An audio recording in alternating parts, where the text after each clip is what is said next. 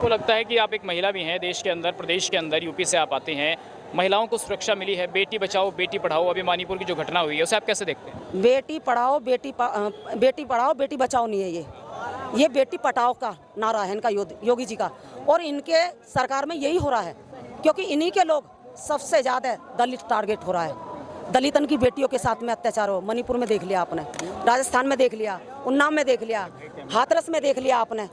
प्रधानमंत्री जी तो कल आए, मीडिया के सामने कहा कि देखिए मुझे गुस्सा भी है और मैं इस पर दुख भी व्यक्त करता हूं, तो क्या इससे काम नहीं चलेगा? नहीं, गुस्सा मंत्री जी के अंदर तो पीड़ा है ना महिलाओं की।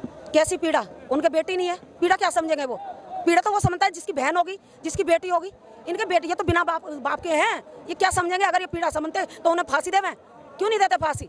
आसाराम जैसे बापू पड़े जेल में, राम रहीम जब से जेल में पड़े, आपने देखा गुजरात में वो थी क्या नाम, बिल्किस बानो, वो क्योंकि वो मुस्लिम थी, बिल्किस बानो, उसके साथ में भी तो 11 लोगों ने बलात्कार करा था, उसके साथ बलात्कार करा था, उससे जीव हराना था तो उसकी माँ के साथ में करा गया और अधमरा, फिर उसको छोड़ दिया, उसका पूरा परिवार मार दिया गया, उसे मरा हुआ छोड़ के वो जिंदा निकल आई किसी तरीके से। जब वो लोग 15 साल काटे आए, जैसे इनकी सरकार आई, मोदी जी ने बाइज्जत भरी उन्हें छुड़वा दिया।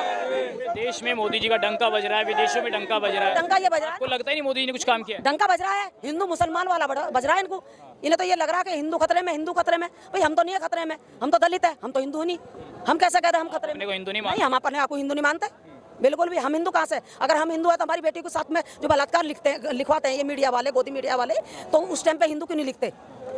उस टाइम हिंदू लिखे ना, क्योंकि दलित क्या क्या टारगेट करते हैं, क्योंकि हमारा दलित का पुराना इतिहास है बाबा साहब का, उस टाइम का दोहरा रहे हैं ये, क्योंकि हम उजागर करते हैं, हमारी बेटियों को उजागर करते हैं, हमारे बच्चों को उजागर करते हैं। अगर हम हिंदू ही हैं तो फिर लिखो ना हिंदू, हमारी बेटियों को लिखते क्यों नहीं? हिंदू मुस्लिम हो रहा है देश में, ये इनका है हिंदू मुस्लिम, हमारा नहीं। हमारा तो मुस्लिम भाई है, हमारा तो भाई है।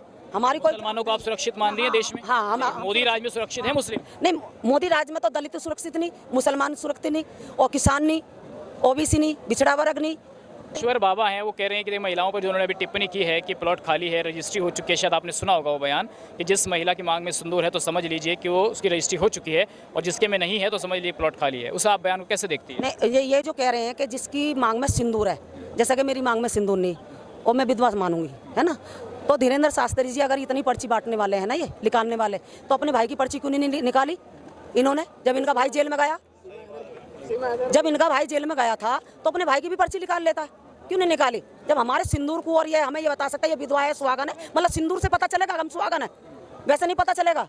महिलाएं कह रही है कि बाबा को ऐसा बयान नहीं देना चाहिए। सब ये अंधविश्वास है, पाखंडवाद है, और ये अंधविश्वास पाखंडवाद ये खत्म होने वाला। बहुजन समाज जाग चुका है।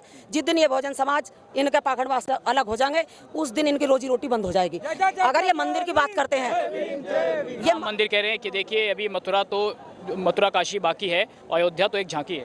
नहीं, ये मंदिर की बात करते हैं। मंदिर में कौन बैठे? पुजारी, पंडित। मंदिर में अगर मंदिर के हम हिंदू है तो हमारे ओबीसी समाज क्यों नहीं बैठा? हमारा पिछड़ा वर्ग क्यों नहीं बैठा? हमारा दलित समाज क्यों नहीं बैठा? अगर दलित मंदिर में चढ़ जाता है तो उसे कह देते हैं ये दलित का, नीचे उतारो, है ना। गाँ माता को ये माता मानते हैं, सांड को भी तो फिर बाप मान ले, क्यों ना मानते? सांड को भी बाप माने, भाई मानना चाहिए इन्हें। अगर मंदिर में इतनी पूजा पत्री, इतनी शक्ति है, मंदिर में अभी बलात्कार हुआ था एक, आपने भी सुना होगा, दिल्ली में हुआ था, एक बेटी के साथ बलात्कार हुआ, उसे जिंदा भी जलाया गया था पेट्रोल छिड़क के। तो मंदिर में अगर इतनी देवी देवताओं में इतनी शक्ति है तो उस बेटी की चीख पुकार नहीं सुनते?